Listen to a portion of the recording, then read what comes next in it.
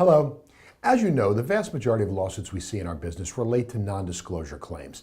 Specifically, the buyer closes escrow, something about the house is not as they expected, and they claim that either the brokers or the seller lied to them about something, made a misrepresentation, or failed to disclose some material fact.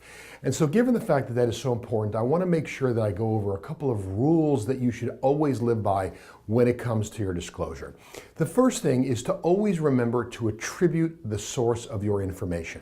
In other words, if the seller tells you that the house is 2,500 square feet, then you don't just make a representation that it's 2,500 square feet, you say 2,500 square feet per seller. That's why in the MLS, when you enter that information, it actually asks you to give the source. Is it public record? Is it the seller? Is it an architect? Whoever. Attribute the source. Well, that's true for any disclosure that you make if possible. If the information is something that comes from other than your visual inspection, if it comes from another person or another source, always attribute that source. But the case law in the state of California says that that by itself is not enough. There is a case called Salahutin, where the buyer wanted to buy a property and then subdivide it so he could share it among his children upon his passing.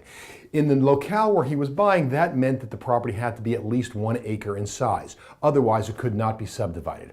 Well, his agent knew that. He told his agent that, and they started looking for properties 1 acre in size or more. They found the property he bought. In the MLS, it said it was 1 acre plus.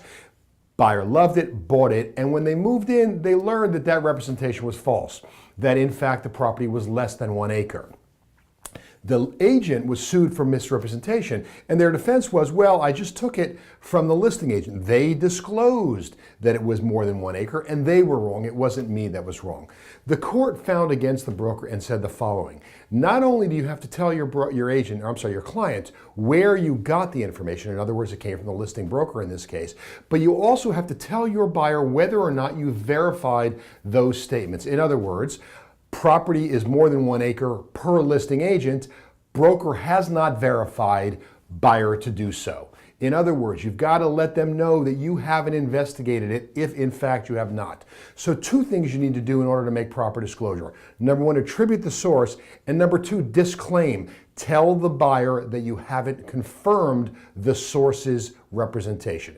That way it's only their information, it's not yours. The buyer knows that, and they can investigate further if they'd like to.